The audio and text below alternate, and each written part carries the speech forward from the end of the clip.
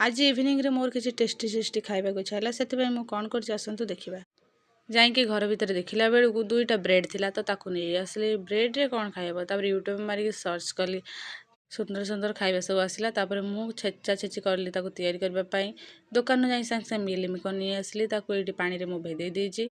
तापर ताकू एमती छोट छोट करी काटी दे साला पर ताकू किछि समय पई एटी भाजी देबे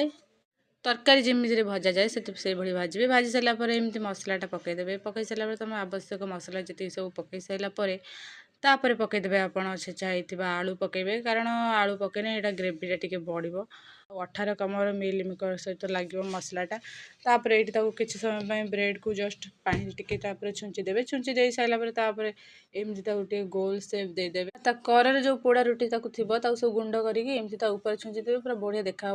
तापर कढ़ई तेल गरम कर पकड़े आप चाहिए भी छानी पारे आपको केवल ये चिकेन और तेल पकई भाजी कारण आम ऑयल ये कहीं खाआंती तापर देखो ये केटे सुंदर सुंदर हो सारी आ चोरणी आसिक गोटे गोटे खाई सारे देखा गोटे नई ब्लॉग रे जदि भल लगी था सब्सक्राइब निश्चय करेंगे रही जय जगन्नाथ।